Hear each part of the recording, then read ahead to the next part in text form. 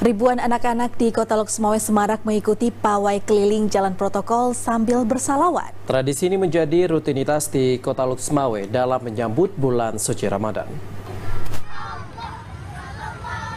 Dengan menyusuri jalan protokol Kota Lok Semawe, ribuan anak-anak di Kota Lok Semawe mengikuti pawai sambut bulan Ramadan. Sambil berjalan, anak-anak berusia 7 hingga 18 tahun ini juga membawa poster yang bertuliskan salawat untuk menyemarakkan bulan suci Ramadan tahun 1444 Hijriah.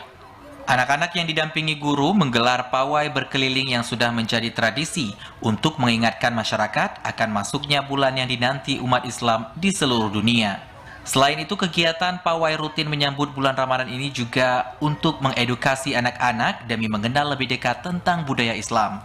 Untuk mencegah tersendatnya arus lalu lintas, pawai keliling ini dikawal oleh pihak kepolisian. Kegiatan ini rutin digelar di Kota Lok Semawe dalam perayaan Hari Besar Keagamaan. Salah seorang santri, Mas Halil Riza Sambo, mengatakan, walaupun merasa lelah karena berkeliling jalan protokol dengan rute hingga beberapa kilometer, namun keceriaan dalam menyambut Ramadan membuatnya semangat dalam mengikuti pawai ini. Senang. Ini tadi jalan-jalannya capek apa enggak? Capek enggak tadi waktu pas ikut pawainya? Sedikit ya, tapi seneng ya, rame-rame ya? Saya rasa ini hal yang sangat positif ya bagi pendidikan dan edukasi anak-anak, dan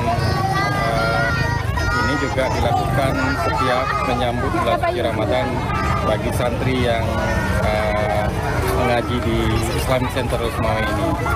Hal ini bisa mengedukasikan anak-anak kita terhadap proses sosialisasi syariat Islam dalam rangka menyambut bulan suci Ramadan.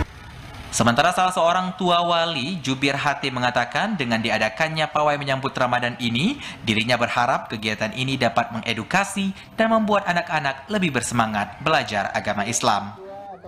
Dari Lok Semawe, Muhammad Ilyas, TVRI melaporkan.